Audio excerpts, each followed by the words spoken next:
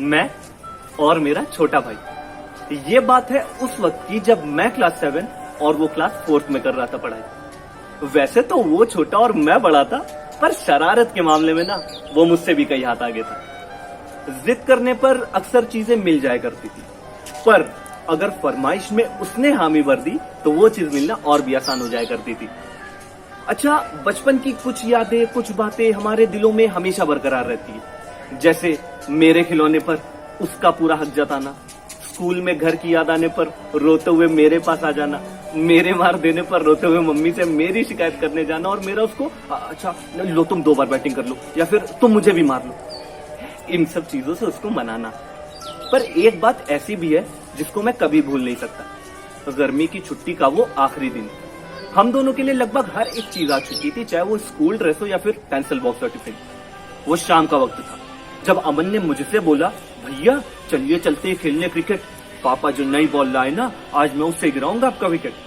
पर जब देखा भैया यानी मेरा भी है पूरा मन, तो करने लगा मुझे सही सेटिंग और बोला, लेकिन हाँ बॉल मेरी, इस वजह से मैं करूंगा पहले बैटिंग। बहरहाल चोरी छुपे हम दोनों छत पर गए। आज भी मुझे अच्छे से याद है कि लकड़ी का बैट और प्लास्टिक का स्टंप था। मैं आउट करने तो वो छक्का मारने को तैयार था।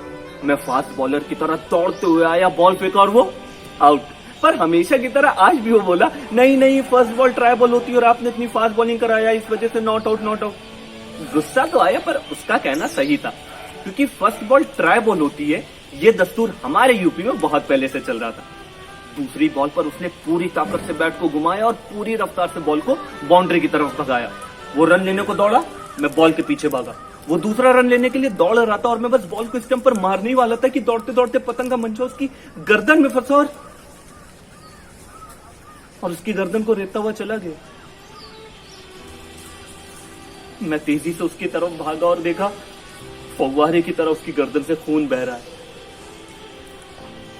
मैं अपने हाथों से उसके बहते खून को रोकने की कोशिश कर रहा था और वो मेरी आंखों के सामने तड़पते हुए हिचकियां ले रहा था।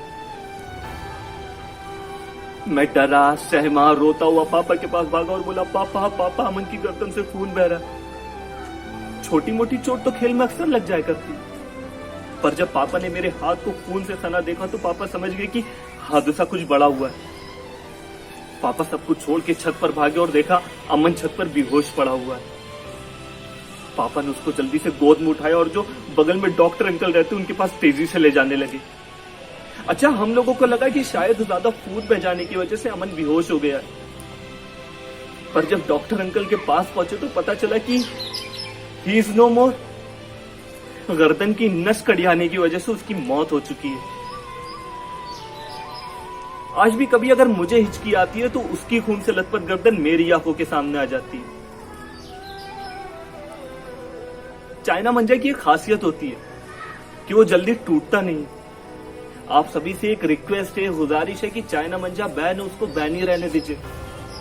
कहीं किसी की पतंग की डोर काटने के चक्कर में आप किसी की जिंदगी की डोर ना काट बैठे।